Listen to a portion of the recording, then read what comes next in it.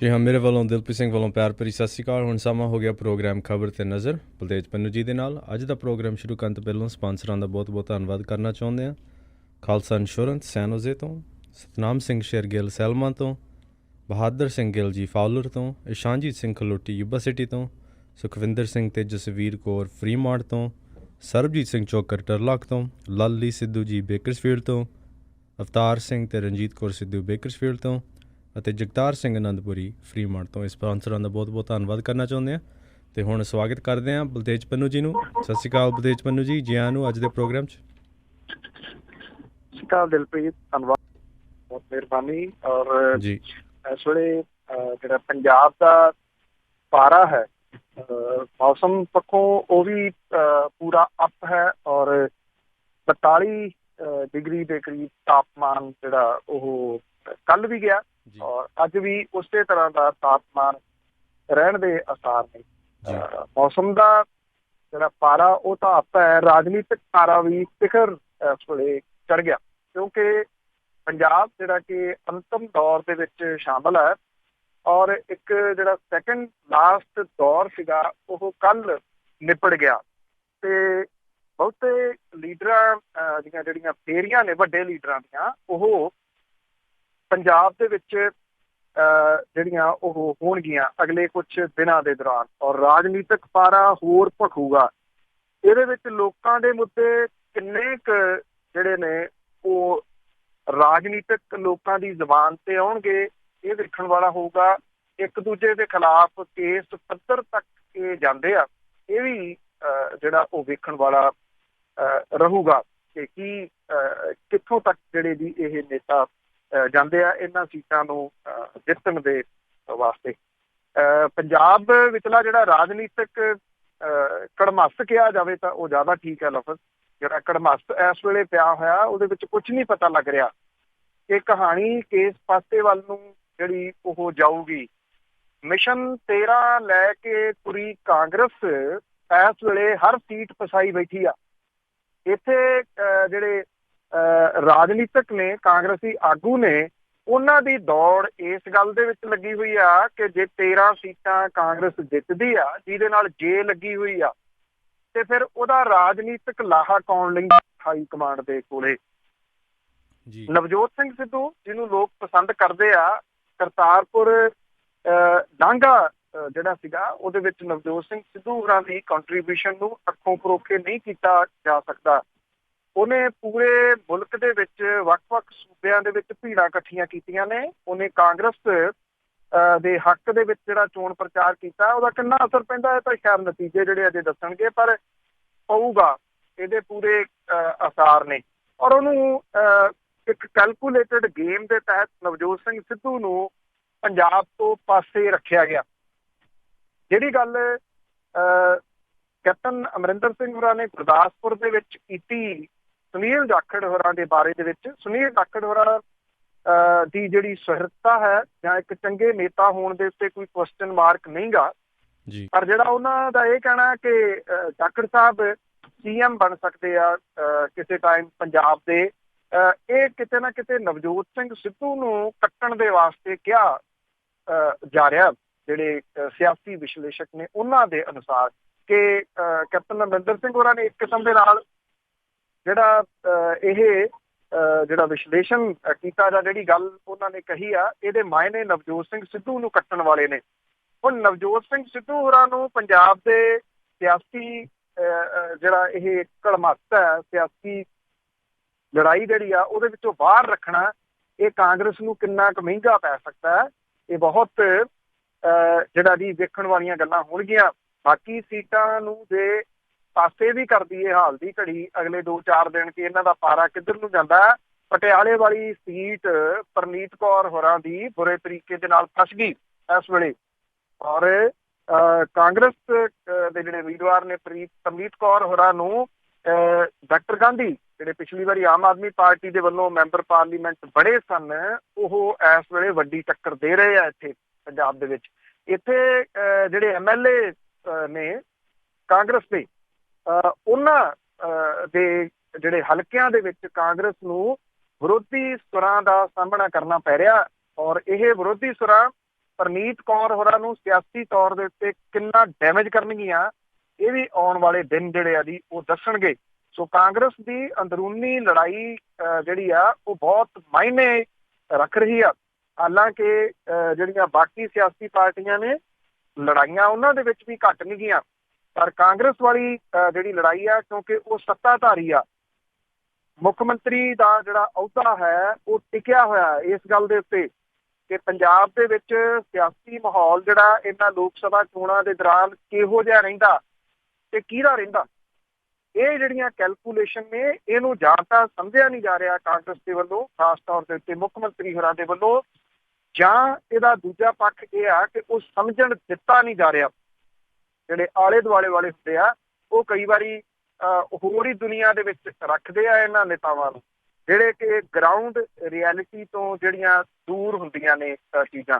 ਉਹ ਇਹ ਕਹਿ ਦਿੰਦੇ ਆ, ਕਿਉਂਕਿ ਜਿਹੜੇ ਚਾਪਲੂਸੀ ਕਰਨ ਵਾਲੇ ਆ, ਉਹ ਉਹਨਾਂ ਨੇ ਆਪਣੀ ਜਿਹੜੀ ਉਹ ਭੱਲ ਖੱਟਣੀ ਹੁੰਦੀ ਆ, ਭੱਲ ਬਣਾਉਣੀ ਹੁੰਦੀ ਆ, ਜਿਹਦੇ ਤਹਿਤ ਉਹ ਅਕਸਰ ਜਿਹੜੇ ਨੇਤਾ ਨੇ ਉਹਨਾਂ ਨੂੰ ਭਰਮ ਭੁਲੇਖਿਆਂ ਦੇ ਵਿੱਚ ਹੀ ਰਹਿਣ ਦਿੰਦੇ ਆ।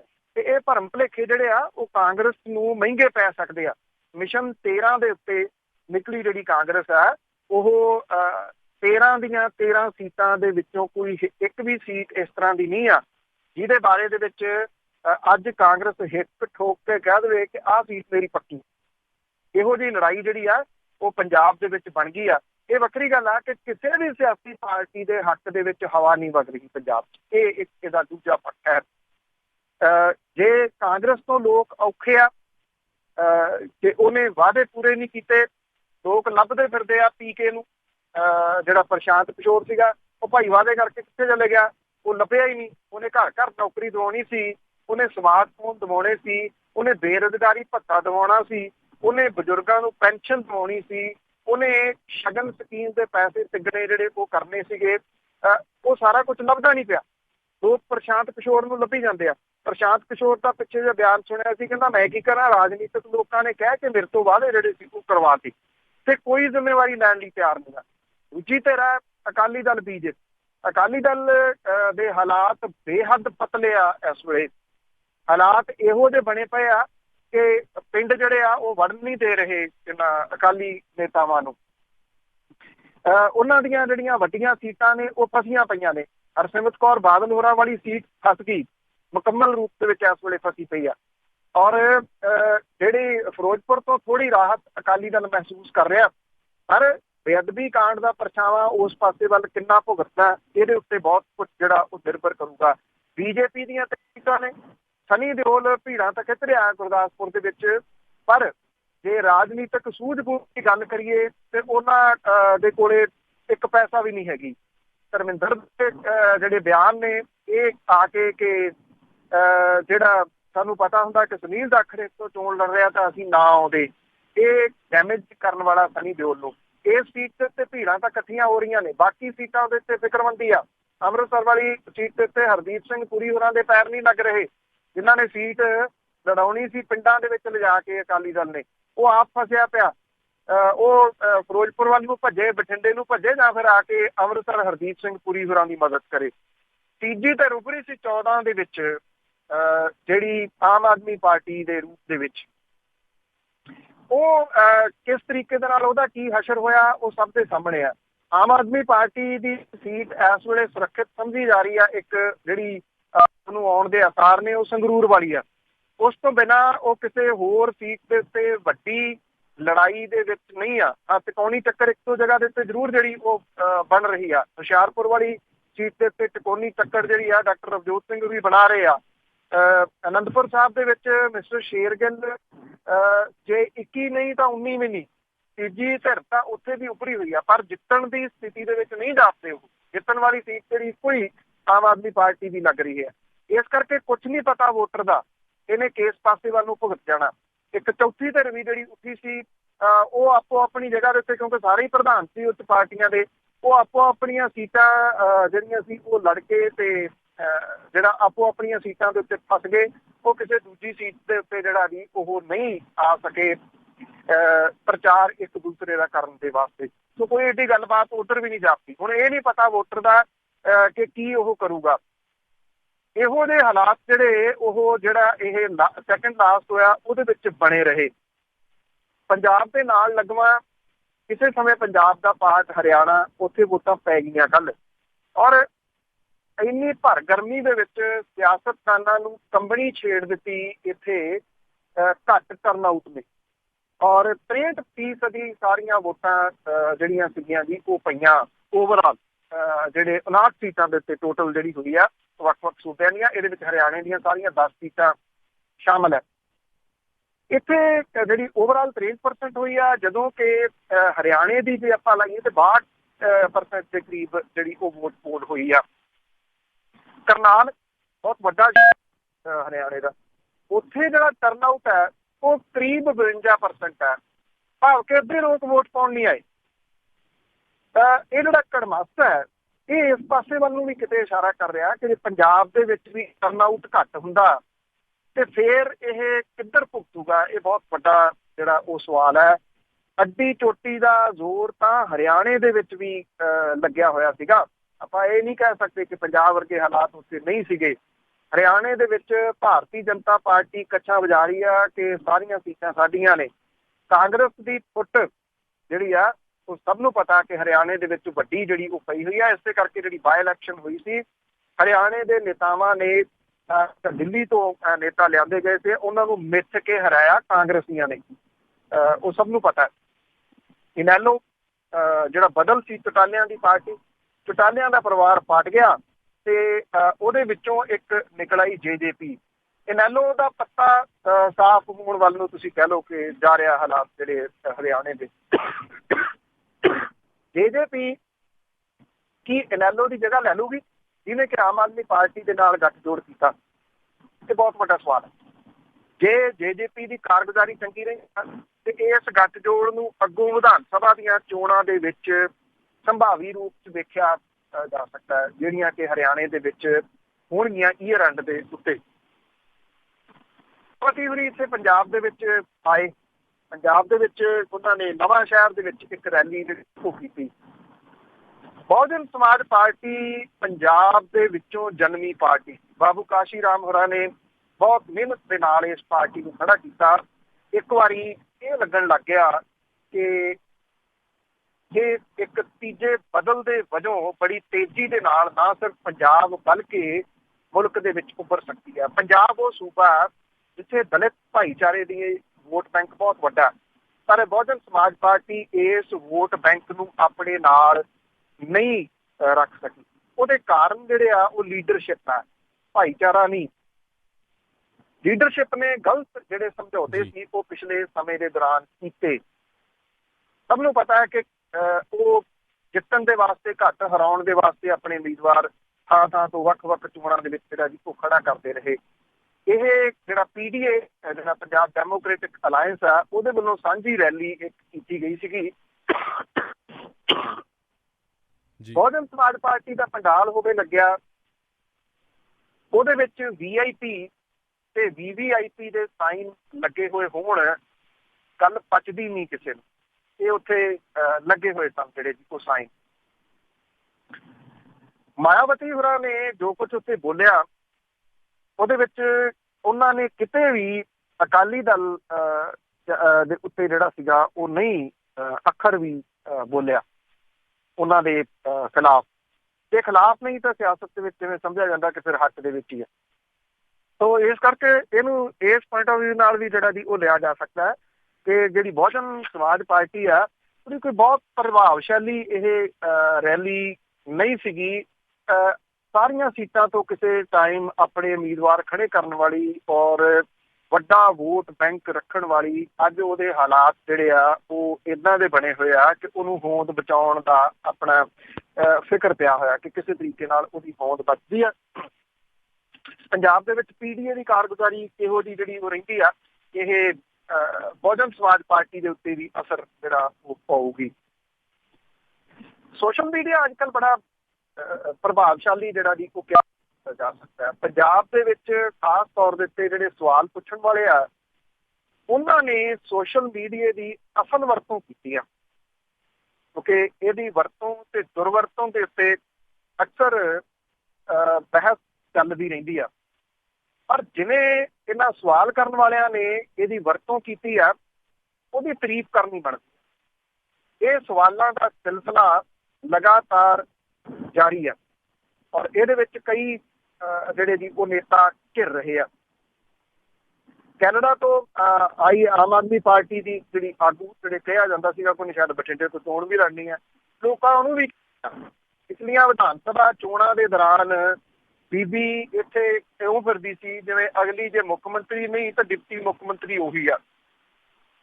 ਉਦੋਂ ਸ਼ਾਇਦ ਇਹਨਾਂ ਨਹੀਂ ਸੀ ਸੋਚਿਆ ਕਿ ਕਦੀ ਇਹੋ ਜਿਹੇ ਹਾਲਾਤ ਵੀ ਆਉਣਗੇ ਕਿ ਲੋਕ ਉਹਨਾਂ ਨੂੰ ਹੀ ਸਵਾਲ ਕਰਨ ਜਿਹੜਾ ਉਹ ਬਹਿ ਜਾਣਗੇ। ਇਹ ਥੋਪੇ ਗਏ ਨੇਤਾ ਹੁੰਦੇ ਆ, ਜਿਹੜੇ ਸੁੱਟੇ ਗਏ ਉੱਤੋਂ ਪੈਰਾਸ਼ੂਟ ਦੇ ਰਾਹੀਂ। ਉਹੋ ਜਿਹੇ ਜਿਹੜੇ ਨੇਤਾ ਹੁੰਦੇ ਆ, ਲੋਕਾਂ ਨੇ ਸਵਾਲ ਕਰਨੇ ਸੀ, ਲੋਕਾਂ ਨੇ ਸਵਾਲ ਕਰ ਲਏ, ਕੀਤੇ, ਜਵਾਬ ਬੀਬੀ ਕੋ ਹੈ ਨਹੀਂ। ਹਾਲਾਤ ਜਿਹੜੇ ਖਡੂਰ ਸਾਹਿਬ ਵਾਲੀ ਸੀਟ ਦੇ ਉੱਤੇ ਵੀ ਇੱਦਾਂ ਦੇ ਬਣੇ। ਹਲਕਾ ਪੱਟੀ ਤੋਂ ਜਿਹੜੇ ਵਿਧਾਨਕਾਰ ਨੇ ਹਰਮਿੰਦਰ ਸਿੰਘ ਗਿੱਲ ਹੋਰੀ, ਉਹ ਵੀ ਇੱਕ ਪਿੰਡ ਦੇ ਵਿੱਚ ਘਿਰ ਗਏ। ਉੱਥੇ ਕਿਸਾਨਾਂ ਨੇ ਜਦੋਂ ਆਪਣੀਆਂ ਸਮੱਸਿਆਵਾਂ ਦੇ ਸਵਾਲ ਜਿਹੜੇ ਸੀ ਉਹ ਸਾਹਮਣੇ ਰੱਖੇ ਤਾਂ ਜਿਹੜੇ ਨਾਲ ਦੇ ਪੀਲੇ ਹੁੰਦੇ ਆ ਜੀ, ਉਹ ਤੁਹਾਨੂੰ ਪਤਾ ਉਹ ਰੋਕਦੇ ਆ। ਉਹਨਾਂ ਨੇ ਰੋਕਿਆ ਔਰ ਰੋਕਦਿਆਂ ਹੀ ਜਿਹੜੇ ਹਾਲਾਤ ਸੀਗੇ ਇੱਦਾਂ ਦੇ ਬਣ ਗਏ ਕਿ ਹਰਮਿੰਦਰ ਸਿੰਘ ਗਿੱਲ ਹੋਰਾਂ ਨੂੰ ਉੱਥੋਂ ਖਿਸਕਣਾ ਉਹਨਾਂ ਨੇ ਬਿਹਤਰ ਸਮਝਿਆ। ਉਹ ਖਿਸਕ ਕੇ ਉੱਥੋਂ ਬਿਨਾਂ ਕਿਸੇ ਸਵਾਲ ਦੀ ਉਹ ਜਵਾਬ ਦਿੱਤੇ ਤੋਂ ਦੇ ਵਿੱਚ ਕਰਨ ਬਰਾੜ ਹੋਰੀ ਕਾਂਗਰਸ ਦੇ ਹੱਕ ਦੇ ਵਿੱਚ ਪ੍ਰਚਾਰ ਕਰ ਰਹੇ ਸੀਗੇ। ਉੱਥੇ ਜਦੋਂ ਇੱਕ ਨੌਜਵਾਨ ਨੇ ਜਿਹੜਾ ਨੌਕਰੀ ਦੇ ਬਾਰੇ 'ਚ ਪੁੱਛਿਆ ਤੇ ਉਹੀ ਜਿਹੜੇ ਪਿੰਡ ਵਾਲੇ ਹੁੰਦੇ ਆ ਜਿਹੜੇ ਪੀਂਦੇ, ਉਹ ਫੜ ਕੇ ਉਹਨੂੰ ਜਿਹੜਾ ਜੀ ਉਹ ਲੈ ਗਏ। ਉਹਨੇ ਇਹੀ ਕਿਹਾ, ਉਸ ਤਰੀਕੇ ਨਾਲ ਸਵਾਲ ਪੁੱਛ ਰਿਹਾ, ਕਿਸੇ ਨੂੰ ਗਾਲ ਨਹੀਂ ਕੱਢ ਰਿਹਾ, ਕਿਸੇ ਤੇ ਇੱਟ ਵੱਟਾ ਨਹੀਂ ਮਾਰ ਰਿਹਾ। ਸੋ ਇਹ ਸਵਾਲ ਪੁੱਛਣ ਦਾ ਸਿਲਸਿਲਾ ਜਿਹੜਾ ਸੀ ਉਹ ਜਾਰੀ ਰਿਹਾ। ਸੋਸ਼ਲ ਮੀਡੀਆ ਦੇ ਉੱਤੇ ਇੱਕ ਹੋਰ ਚੀਜ਼ ਜ਼ਰੂਰ ਛਾਈ ਰਹੀ, ਉਹ ਪ੍ਰਧਾਨ ਮੰਤਰੀ ਨਰਿੰਦਰ ਮੋਦੀ ਹੋਰਾਂ ਦੀ ਇੱਕ ਇੰਟਰਵਿਊ। ਸਮਝ ਨਹੀਂ ਆਉਂਦੀ ਕਿ ਇਹ ਜਿਹੜੀਆਂ ਇਸ ਤਰ੍ਹਾਂ ਦੀਆਂ ਤੁਸੀਂ ਇਹ ਕਹਿ ਲਓ ਕਿ ਪ੍ਰੀ ਅਰੇਂਜ ਇੰਟਰਵਿਊਜ਼ ਨੇ, ਉਹ ਇਹਨਾਂ ਲੋਕਾਂ ਨੂੰ ਸ਼ਾਇਦ ਕੋਈ ਦੱਸਦਾ ਨਹੀਂ ਕਿ ਕਿੰਨਾ ਕੁ ਡੈਮੇਜ ਕਰਦੀਆਂ ਨੇ। ਅਕਸ਼ੇ ਕੁਮਾਰ ਦੇ ਨਾਲ ਦਿੱਤੀ ਗਈ ਇੰਟਰਵਿਊ ਚਰਚਾ ਦਾ ਵਿਸ਼ਾ ਪਹਿਲਾਂ ਹੀ ਰਹੀ ਹੈ ਕਿ ਅੰਬ ਕਿਵੇਂ ਖਾਧੇ ਜਾਂਦੇ ਆ, ਜਾਂ ਪ੍ਰਧਾਨ ਮੰਤਰੀ ਚੂਪਣ ਵਾਲੇ ਅੰਬ ਚੂਪਦੇ ਆ ਜਾਂ ਖਾਣ ਵਾਲੇ ਖਾਂਦੇ ਆ। ਇਹੋ ਜਿਹੇ ਸਵਾਲ ਉਹਦੇ ਵਿੱਚ ਜਿਹੜੇ ਵੀ ਉਹ ਪੁੱਛੇ ਗਏ ਸੀਗੇ। ਹੁਣ ਜਿਹੜੀ ਮੌਜੂਦਾ ਇੰਟਰਵਿਊ ਆ, ਸ਼ਾਇਦ ਧੋਣ ਦੇ ਵਾਸਤੇ ਕੀਤੀ ਗਈ ਇੱਕ ਚੈਨਲ ਦੇ ਉੱਤੇ ਪ੍ਰੀ ਰੇਂਜ ਇੰਟਰਵਿਊ। ਉਹਦੇ ਵਿੱਚ ਪ੍ਰਧਾਨ ਮੰਤਰੀ ਨੇ ਜਿਹੜਾ ਬਾਲਾਕੋਟ ਦੇ ਵਿੱਚ ਹਮਲਾ ਜਿਹੜਾ ਹੋਇਆ, ਉਹਨੂੰ ਬੜਾ, ਕਿਉਂਕਿ ਉਹਨੂੰ ਪ੍ਰਚਾਰ ਰਹੀ ਆ ਬੀਜੇਪੀ ਕਿਸੇ ਨਾ ਕਿਸੇ ਤਰੀਕੇ ਦੇ ਨਾਲ ਰਾਸ਼ਟਰਵਾਦ ਦਾ ਮੁੱਦਾ ਉਭਾਰ ਰਹੀ ਆ। ਉਹਦੇ ਕੋਲੇ GST ਦਾ ਮੁੱਦਾ ਨਹੀਂਗਾ, ਨੋਟਬੰਦੀ ਦਾ ਮੁੱਦਾ ਨਹੀਂਗਾ, ਕਿਉਂਕਿ ਉਹਨੂੰ ਪਤਾ ਇਹਨਾਂ ਮਾਮਲਿਆਂ ਦੇ ਉੱਤੇ ਉਹਨੇ ਘਿਰ ਜਾਣਾ। ਇਸ ਕਰਕੇ ਉਹਨਾਂ ਨੂੰ ਦੱਬਣ ਦੇ ਵਾਸਤੇ ਅਜਿਹੇ ਮੁੱਦੇ ਜਿਹੜੇ ਆ ਉਹ ਉਭਾਰੇ ਜਾ ਰਹੇ ਆ। ਉਹਦੇ 'ਚ ਪ੍ਰਧਾਨ ਮੰਤਰੀ ਉਹਨਾਂ ਨੇ ਇੱਕ ਜਿਹੜੀ ਗੱਲ ਬੜੀ ਅਜੀਬੋ ਗਰੀਬ ਕਹੀ, ਜਿਹੜੀ ਕਿਸੇ ਦੇ ਵੀ ਪੜ੍ਹੇ ਲਿਖੇ ਦੇ ਸੰਘ ਹੇਠੋਂ ਨਹੀਂ ਲੰਘ ਰਹੀ, ਕਿ ਜਿਹੜੇ ਬੱਦਲ ਆ ਤੇ ਮੀਂਹ ਜਦੋਂ ਪੈਂਦਾ, ਇਹ ਫਿਰ ਰਡਾਰ ਸਿਸਟਮ ਜਿਹੜਾ ਜੀ ਉਹਨੂੰ ਫੇਲ ਕਰ ਦਿੰਦਾ। ਔਰ ਇਹ ਆਖਿਆ ਕਿ ਜਦੋਂ ਉੱਥੇ ਹਮਲਾ ਕੀਤਾ ਗਿਆ ਤਾਂ ਬੱਦਲ ਤੇ ਮੀਂਹ ਆ ਗਏ, ਜਿਵੇਂ ਕਿ ਪਾਕਿਸਤਾਨ ਦਾ ਰਡਾਰ ਸਿਸਟਮ ਜਿਹੜਾ ਸੀ ਉਹ ਫੇਲ ਕਰ ਦਿੱਤਾ ਤੇ ਉਹਦੇ ਵਿੱਚ ਜਿਹੜੇ ਲੜਾਕੂ ਜਹਾਜ਼ ਸੀ ਉਹ ਨਹੀਂ ਆਏ। ਹੁਣ ਜਿਹੜੇ ਮਾਹਿਰ ਆ ਉਹ ਇਹ ਦੱਸਦੇ ਆ ਕਿ ਜਾਂ ਤਾਂ ਇਹ ਕੋਈ ਨਵੀਂ ਟੈਕਨੋਲੋਜੀ ਇਜਾਦ ਹੋ ਗਈ ਆ, ਜਾਂ ਪ੍ਰਧਾਨ ਮੰਤਰੀ ਉਹਨਾਂ ਦੇ ਪਕੌੜੇ ਤਲਣ ਵਾਲੀ ਯੋਜਨਾ ਵਰਗੀ ਆ ਕਿ ਬੱਦਲ ਇੱਦਾਂ ਦੇ ਜਿਹੜੇ ਸੀ ਉਹ ਪੈਦਾ ਕਰ ਲਏ। ਕਿਤੇ ਇਹ ਨਹੀਂ ਕਹਿ ਸਕਦਾ ਵੀ ਅਸੀਂ ਬੱਦਲ ਬਣਾ ਦਿੱਤੇ ਸੀਗੇ ਤੇ ਉਹਨਾਂ ਬੱਦਲਾਂ ਨੇ ਫਿਰ ਜਿਹੜੀ ਸੀ ਉਹ ਰਡਾਰ ਰੋਕ ਦਿੱਤੀ। ਕਿਉਂਕਿ ਇਹਨਾਂ ਦਾ ਹੀ ਨਾਰਾ ਨਾ ਇੱਕ ਹੈ ਕਿ ਮੋਦੀ ਹੈ ਤਾਂ ਸੰਭਵ ਹੈ। ਕੁਝ ਸੰਭਵ ਜਿਹੜਾ ਵੀ ਉਹ ਹੋ ਸਕਦਾ ਹੈ ਕਿ ਬੱਦਲ ਵੀ ਬਣਾਉਣ ਦਾ ਜਿਹੜਾ ਦਾਅਵਾ ਉਹ ਕਰ ਦਿੱਤਾ ਜਾਵੇ ਆਉਣ ਵਾਲੇ ਦਿਨਾਂ। ਸੋ ਇਹ ਬੜਾ ਟਰੋਲ ਜਿਹੜਾ ਉਹ ਸੋਸ਼ਲ ਮੀਡੀਆ ਦੇ ਉੱਤੇ ਹੁੰਦਾ ਰਿਹਾ ਜੀ, ਬੇਹੱਦ ਟਰੋਲ ਪਿਛਲੇ 24 ਘੰਟਿਆਂ ਦੇ ਦੌਰਾਨ। ਮੈਂ ਜ਼ਿਕਰ ਕੀਤਾ ਸੀਗਾ ਕਿ ਪੰਜਾਬ ਹੁਣ ਸਾਡੇ ਇੱਥੇ ਸੋਮਵਾਰ ਹੋ ਗਿਆ, ਅਗਲੇ ਦਿਨ ਜਿਹੜੇ ਚੋਣ ਪ੍ਰਚਾਰ ਦੇ ਨੇ, ਸ਼ੁੱਕਰਵਾਰ ਸ਼ਾਮ ਤੱਕ ਚੋਣ ਪ੍ਰਚਾਰ ਹੋਣਾ ਤੇ ਇਹਦੋਂ ਤੱਕ ਵੱਡੇ ਜਿਹੜੇ ਨੇਤਾ ਨੇ ਉਹਨਾਂ ਦੀਆਂ ਫੇਰੀਆਂ ਜਿਹੜੀਆਂ ਉਹ ਲੱਗਣੀਆਂ ਸ਼ੁਰੂ ਹੋ ਜਾਣਗੀਆਂ। ਪ੍ਰਧਾਨ ਮੰਤਰੀ ਨਰਿੰਦਰ ਮੋਦੀ ਵੀ ਹੁਸ਼ਿਆਰਪੁਰ ਆ ਕੇ ਗਏ, ਬੜੀ ਠੰਡੀ ਰੈਲੀ ਰਹੀ। ਉੱਥੇ ਹੈ ਨਹੀਂ ਸੀਗੇ ਬਹੁਤੇ ਲੋਕ, ਐਵੇਂ ਗਿਣਤੀ ਦੇ ਹੀ ਤੁਸੀਂ ਕਹਿ ਲਓ ਪ੍ਰਧਾਨ ਮੰਤਰੀ ਨਹੀਂ ਹੋਵੇ। ਤੇ ਅਗਲੀ ਜਿਹੜੀ ਰੈਲੀ ਆ ਉਹ ਇੱਕ ਵਾਰੀ ਫੇਰ ਜਿਹੜੀ ਹੋਊਗੀ ਅੱਜ ਜਿਹੜੀ ਪ੍ਰਧਾਨ ਮੰਤਰੀ ਉਹਨਾਂ ਦੀ, ਨਾ ਸਿਰਫ ਪ੍ਰਧਾਨ ਮੰਤਰੀ ਬਲਕਿ ਖੰਨਾ ਹੁਸ਼ਿਆਰਪੁਰ ਦੇ ਵਿੱਚ ਰੈਲੀ ਜਿਹੜੀ ਆ ਜੀ ਰਾਹੁਲ ਗਾਂਧੀ ਹੋਰੀ ਕਰ ਰਹੇ ਆ, ਔਰ ਜਿਹੜੀ ਪ੍ਰਿਯੰਕਾ ਗਾਂਧੀ ਵਾਡਰਾ ਨੇ ਉਹ ਬਠਿੰਡਾ ਤੇ ਪਠਾਨਕੋਟ ਦੇ ਵਿੱਚ ਰੋਡ ਸ਼ੋਅ ਤੇ ਰੈਲੀ ਕਰ ਰਹੇ ਆ। ਬਠਿੰਡਾ ਦੇ ਵਿੱਚ ਉਹ ਰਾਜਾ ਵੜਿੰਗ ਦੇ ਵਾਸਤੇ, ਪਠਾਨਕੋਟ ਦੇ ਵਿੱਚ ਉਹ ਸੁਨੀਲ ਜਾਖੜ ਹੋਰਾਂ ਦੇ ਵਾਸਤੇ ਲੋਕਾਂ ਤੋਂ ਵੋਟ ਜਿਹੜੀ ਆ ਉਹ ਮੰਗਣਗੇ। ਬਠਿੰਡੇ ਦੇ ਵਿੱਚ ਤੇ ਪਠਾਨਕੋਟ ਦੇ ਵਿੱਚ ਪ੍ਰਿਯੰਕਾ ਵਾਡਰਾ ਹੋਰਾਂ ਦੀ ਉਡੀਕੀ ਜਾ ਰਹੀ ਰੈਲੀ ਤੇ ਰੋਡ ਸ਼ੋਅ ਆ ਉਹ ਅੱਜ ਹੋਣਗੇ, ਕਿਉਂਕਿ ਵੱਡੇ ਨੇਤਾਵਾਂ ਦੀ ਇਤਿਹਾਸ ਵੀ ਮੈਂ ਪਹਿਲਾਂ ਡਿਟੇਲ ਦੇ ਵਿੱਚ ਦੱਸਿਆ ਕਿ ਕਾਂਗਰਸ ਨੇ ਕਿਵੇਂ ਆਪਣੀ ਕਹਾਣੀ ਆਪ ਹੀ ਖਰਾਬ ਜਿਹੜੀ ਆ ਉਹ ਕੀਤੀ ਆ ਨਵਜੋਤ ਸਿੰਘ ਸਿੱਧੂ ਵਰਗੇ ਸਟਾਰ ਪ੍ਰਚਾਰਕ ਨੂੰ ਸਾਈਡ ਲਾਈਨ ਕਰਕੇ। ਹੁਣ ਇਹ ਨੇਤਾ ਕਿੰਨੀਆਂ ਕੁ ਵੋਟਾਂ ਖਿੱਚਦੇ ਆ, ਇਹ ਅੱਜ ਦਾ ਦਿਨ ਜਿਹੜੇ ਜੀ ਉਹ ਦੱਸਣਗੇ। ਇੱਥੇ ਨਾ ਸਿਰਫ ਜਿਹੜੇ ਰਾਹੁਲ ਗਾਂਧੀ ਤੇ ਪ੍ਰਿਯੰਕਾ ਗਾਂਧੀ ਵਾਡਰਾ ਅੱਜ ਜਿਹੜੇ ਆ ਰਹੇ ਆ, ਬਲਕਿ ਅਰਵਿੰਦ ਕੇਜਰੀਵਾਲ ਹੋਰੀ ਵੀ ਅੱਜ ਤੋਂ ਲੈ ਕੇ ਅਗਲੇ 5 ਦਿਨ ਸ਼ੁੱਕਰਵਾਰ ਤੱਕ ਪੰਜਾਬ 'ਚ ਡੇਰਾ ਲਾਉਣਗੇ। ਪੰਜਾਬ ਦੀਆਂ 4 ਸੀਟਾਂ ਦੇ ਉੱਤੇ ਉਹਨਾਂ ਦਾ ਧਿਆਨ ਕੇਂਦਰਿਤ ਰਹੂਗਾ। ਉਹ ਜਿਹੜੇ ਜ਼ਿਆਦਾ ਦਿਨ ਹੈ 2 ਦਿਨ ਪੂਰੇ ਉਹ ਸੰਗਰੂਰ ਦੀ ਲੋਕ ਸਭਾ ਸੀਟ ਤੋਂ ਲਾਉਣਗੇ, ਜਿੱਥੋਂ ਭਗਵੰਤ ਮਾਨ ਹੋਰੀ ਚੋਣ ਜਿਹੜੀ ਉਹ ਲੜ ਰਹੇ ਆ। ਬਠਿੰਡੇ ਤੇ ਉਹਨਾਂ ਦਾ ਧਿਆਨ ਕੇਂਦਰਿਤ ਰਹੂਗਾ। ਪਟਿਆਲੇ ਦੇ ਉੱਤੇ ਨੀਨਾ ਮਿੱਤਲ ਚੋਣ ਲੜ ਰਹੇ ਆ, ਇੱਥੇ ਉਹਨਾਂ ਦਾ ਧਿਆਨ ਜਿਹੜਾ ਹੈ ਉਹ ਕੇਂਦਰਿਤ ਰਹੂਗਾ। ਸ੍ਰੀ ਅਨੰਦਪੁਰ ਸਾਹਿਬ ਵਾਲੇ ਸਾਈਡ ਨੂੰ ਵੀ ਉਹ ਜਿਹੜਾ ਜੀ ਉਹ ਜਾ ਸਕਦੇ ਆ। ਸੋ ਇਹ ਵੱਡੇ ਨੇਤਾ ਅੱਜ ਪੰਜਾਬ ਦੇ ਵਿੱਚ ਇਹਨਾਂ ਦੀਆਂ ਜਿਹੜੀਆਂ ਫੇਰੀਆਂ ਨੇ ਉਹ ਜਿਵੇਂ ਤਾਪਮਾਨ ਮੌਸਮ ਦਾ ਵਧਿਆ, ਇਵੇਂ ਰਾਜਨੀਤਿਕ ਤਾਪਮਾਨ ਜਿਹੜਾ ਜੀ ਉਹ ਵਧਾਉਣਗੇ ਇੱਕ ਕਿਸਮ ਦੇ ਨਾਲ। ਸੋ ਦੇਖਦੇ ਆ ਕਿ ਇਹ ਕਿਸ ਪਾਸੇ ਵੱਲ ਨੂੰ ਜਿਹੜੀ ਆ ਪੂਰੀ ਦੀ ਪੂਰੀ ਕਹਾਣੀ ਜਾਂਦੀ ਆ। ਇਹ ਵੈਸੇ ਜਿਹੜਾ ਰਾਜਨੀਤਿਕ ਮਾਹੌਲ ਹੈ ਪੰਜਾਬ ਦਾ ਇਸ ਵੇਲੇ, ਉਹਦਾ ਪਾਰਾ ਕਦੇ ਮਾਪਣਾ ਹੋਵੇ ਤਾਂ ਤੁਸੀਂ ਕਹਿ ਲਓ ਕਿ 100% ਜਿਹੜਾ ਜੀ ਉਹ ਚੜਿਆ ਹੋਇਆ। ਔਰ ਚੜੇ ਹੋਏ ਪਾਰੇ ਦੇ ਵਿੱਚ ਸਭ ਤੋਂ ਅਹਿਮ ਗੱਲ ਜਿਹੜੀ ਆ ਜੀ ਉਹ ਰਹੂਗੀ ਇਹਨਾਂ ਨੈਸ਼ਨਲ ਨੇਤਾਵਾਂ ਦੀ ਜ਼ੁਬਾਨ ਦੀ, ਕਿ ਇਹ ਜ਼ੁਬਾਨ ਕਿੰਨੀ ਫਿਸਲਦੀ ਆ ਔਰ ਉਹਦੇ ਵਿੱਚੋਂ ਕੀ ਕੰਟਰੋਵਰਸੀ ਜਿਹੜੀ ਆ ਉਹ ਨਿਕਲਦੀ ਆ। ਇਸ ਗੱਲ ਦੇ ਉੱਤੇ ਸਾਰਾ ਕੁਝ ਜਿਹੜਾ ਉਹ ਨਿਰਭਰ ਰਹੂਗਾ। ਜਿਹੜੇ ਆਪਾਂ ਪੰਜਾਬ ਦੇ ਉਮੀਦਵਾਰ ਨੇ, ਕਿਉਂਕਿ ਇਹ ਹੁਣ ਨਵਾਂ ਜਿਹੜੇ ਹੁਕਮ ਨੇ ਸੁਪਰੀਮ ਕੋਰਟ ਦੇ, ਉਹਦੇ ਮੁਤਾਬਕ ਆ ਕਿ ਉਹਨਾਂ ਨੂੰ ਦੱਸਣਾ ਪੈਂਦਾ ਆਪਣੇ ਅਪਰਾਧਿਕ ਮਾਮਲਿਆਂ ਦੇ ਬਾਰੇ। ਪੰਜਾਬ ਦੇ 14% ਉਮੀਦਵਾਰ ਨੇ ਜਿਨ੍ਹਾਂ ਦੇ ਉੱਤੇ ਅਪਰਾਧਿਕ ਮਾਮਲੇ ਜਿਹੜੇ ਆ ਉਹ ਦਰਜ ਨੇ। ਇਹਨਾਂ ਨੂੰ ਸਾਰਿਆਂ ਨੂੰ ਕਾਂਗਰਸ, ਅਕਾਲੀ ਦਲ ਤੇ ਭਾਜਪਾ ਦੇ ਸਾਰੇ ਉਮੀਦਵਾਰ ਜਿਹੜੇ ਆ ਜੀ ਉਹ ਕਰੋੜਪਤੀ ਆ। ਜਿਹੜੇ ਕਰੋੜਪਤੀਆਂ ਦੀ ਲਿਸਟ ਦੇ ਵਿੱਚ ਜਿਹੜੇ ਵੱਡੇ ਕਰੋੜਪਤੀ ਆ ਉਹ ਕੇਵਲ ਸਿੰਘ ਢਿੱਲੋਂ, ਜਿਹੜੇ ਇਹਦੇ ਨਾਲ ਸੁਖਬੀਰ ਸਿੰਘ ਬਾਦਲ, ਹਰਸਿਮਰਤ ਕੌਰ ਬਾਦਲ, ਸੁਖਪਾਲ ਸਿੰਘ ਖਹਿਰਾ, ਇਹ ਜਿਹੜੇ ਸਭ ਤੋਂ ਵੱਡੇ ਕਰੋੜਪਤੀਆਂ ਦੇ ਵਿੱਚੋਂ ਨੇ। ਬਾਕੀ ਜਿਹੜੇ ਜੀ ਉਹ ਹੇਠਲੇ ਕਰੋੜਪਤੀ ਨੇ, ਹੈਗੇ ਕਰੋੜਪਤੀ ਨੇ ਸਾਰੇ ਜਿਹੜੇ। ਸੋ ਗੱਲ ਗਰੀਬਾਂ ਦੀ ਜਿਹੜੀ ਜੀ ਉਹ ਕਰ ਰਹੇ ਨੇ, ਜਿਹੜੇ 53 ਜਿਹੜੇ ਕਰੋੜ ਦੇ ਮਾਲਕ ਨੇ, 50 ਕਰੋੜ ਦੇ ਮਾਲਕ ਨੇ, ਉਹ ਕਿੰਨਾ ਕੁ ਭਲਾ ਜਿਹੜਾ ਜੀ ਉਹ ਪੰਜਾਬ ਦੇ ਲੋਕਾਂ ਦਾ ਕਰ ਸਕਣਗੇ, ਉਹ ਕੱਲ ਵਾਲੀ ਗੱਲ ਹੈ। ਪਰ ਐਂਡ ਜਿਹੜਾ ਜੀ ਉੱਥੇ ਕਰਾਂਗੇ ਕਿ ਇਹਨਾਂ ਚੋਣਾਂ ਦੀ ਜੇ ਕੋਈ ਪ੍ਰਾਪਤੀ, ਕਿਹੜੀ ਪਾਰਟੀ ਜਿੱਤਦੀ ਆ, ਇਹ ਤਾਂ ਜਿਹੜੀਆਂ ਵੋਟਾਂ ਨੇ ਦੱਸਣਾ, ਲੋਕਾਂ ਨੇ ਦੱਸਣਾ। ਲੋਕ ਬੜੇ ਜਿਹੜੇ ਜੀ ਉਹ ਸਮਾਰਟ ਨੇ, ਉਹ ਕੁਝ ਨਹੀਂ ਦੱਸਦੇ ਕਿ ਕਿੱਧਰ ਉਹਨੇ ਵੋਟ ਜਿਹੜੀ ਆ ਉਹ ਪਾਉਣੀ ਆ। ਇਹ ਤਾਂ ਜਿਹੜੇ ਜੀ 23 ਤਰੀਕ ਦੇ ਨਤੀਜੇ ਦੱਸਣਗੇ। ਇਸ ਤੋਂ ਇਲਾਵਾ ਵੱਡਾ ਜਿਹੜਾ ਰਹੂਗਾ ਕਿ ਕਿੰਨੇ % ਵੋਟ ਜਿਹੜੀ ਆ ਉਹ ਭੁਗਤਦੀ ਆ। ਜੇ ਕਿਤੇ ਕੰਮ ਇੱਥੇ ਹਰਿਆਣੇ ਵਾਲਾ ਹੋ ਗਿਆ ਫਿਰ ਨਤੀਜੇ ਹੋਰ ਹੋਣਗੇ। ਜੇ ਜਾਗਰੂਕ ਰਿਹਾ ਵੋਟਰ, ਵੋਟ ਜਿਹੜਾ ਬੈਂਕ ਆ ਉਹ ਵੋਟ ਪਰਸੈਂਟੇਜ ਜਿਹੜੀ ਆ ਉਹ ਵਧੀ 70 ਕ੍ਰੋਸ ਕਰਦੀ ਆ, ਤੇ ਫਿਰ ਨਤੀਜੇ ਜਿਹੜੇ ਆ ਉਹ ਹੋਰ ਹੋਣਗੇ। ਜਿਹੜੀ ਪ੍ਰਾਪਤੀ ਦੀ ਮੈਂ ਗੱਲ ਕਰ ਰਿਹਾ ਸੀ, ਨਤੀਜਿਆਂ ਤੋਂ ਪਹਿਲਾਂ ਦੀ ਜਿਹੜੀ ਪ੍ਰਾਪਤੀ ਉਹ ਇਹ ਆ ਕਿ ਲੋਕ ਸਵਾਲ ਪੁੱਛਣ ਲੱਗੇ। ਇਹ ਜਿਹੜੀ ਚੇਂਜ ਆਈ ਆ, ਇਹ ਜਿਹੜਾ ਬਦਲਾਓ ਆਇਆ, ਇਹ ਬਹੁਤ ਲੰਬਾ ਸਮਾਂ ਯਾਦ ਰੱਖਿਆ ਜਾਊਗਾ। ਔਰ ਇਸ ਗੱਲ ਦੀ ਉਮੀਦ ਕੀਤੀ ਜਾਊਗੀ ਕਿ ਇਹ ਜਿਹੜਾ ਬਦਲਾਓ ਆ, ਬਦਲਾਓ ਵੱਲ ਨੂੰ ਆ, ਇਹ ਜਾਰੀ ਰਹੇ ਕਿਸੇ ਤਰੀਕੇ ਦੇ ਨਾਲ। ਲੋਕਾਂ ਦੇ ਅੰਦਰ ਕੁਝ ਜੁਰਤ ਪੈਦਾ ਹੋਵੇ ਕਿ ਉਹ ਆਪਣੇ ਹੱਕਾਂ ਪ੍ਰਤੀ ਜਾਗਰੂਕ ਹੋਣ ਔਰ ਆਪਣੇ ਹੱਕਾਂ ਪ੍ਰਤੀ ਇਹਨਾਂ ਨੇਤਾਵਾਂ ਨੂੰ ਸਵਾਲ ਪੁੱਛ ਸਕਣ ਕਿ ਆਹ ਕਿਉਂ ਹੋਇਆ, ਆਹ ਕਿਉਂ ਨਹੀਂ ਹੋਇਆ। ਜੇ ਇਹ ਜਾਗਰਤੀ ਆ ਗਈ ਤੇ ਇਹ ਇਹਨਾਂ ਲੋਕ ਸਭਾ ਦੀਆਂ ਚੋਣਾਂ ਦੀ ਸਭ ਤੋਂ ਵੱਡੀ ਪ੍ਰਾਪਤੀ ਜਿਹੜੀ ਆ ਉਹ ਕਹੀ ਜਾ ਸਕਦੀ। ਸੋ ਇਹ ਸੀਗਾ ਜੀ ਰਾਜਨੀਤਿਕ ਜੋ ਕੁਝ ਮਾਹੌਲ ਜਿਹੜਾ ਬਣਿਆ ਹੋਇਆ, ਔਰ ਅਗਲੇ ਕੁਝ ਦਿਨਾਂ ਦੇ ਦੌਰਾਨ ਇਹ ਸਿਆਸੀ ਪਾਰਾ ਹੋਰ ਜਿਹੜਾ ਉਹ ਪੰਜਾਬ ਦਾ ਚੜੂਗਾ। ਤੁਹਾਨੂੰ ਅਪਡੇਟ ਜਿਹੜਾ ਦੀ ਉਹ ਨਾਲ ਦੀ ਨਾਲ ਰੱਖਾਂਗੇ ਪੰਜਾਬੀ ਰੇਡੀਓ USA ਦੇ ਰਾਹੀਂ।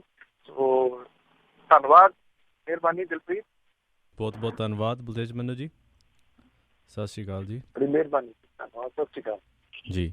ਇਹ ਸਨ ਬਲਤੇਜ ਮੰਨੂ ਜੀ ਅੱਜ ਦੇ ਪ੍ਰੋਗਰਾਮ ਖਬਰ ਤੇ ਨਜ਼ਰ।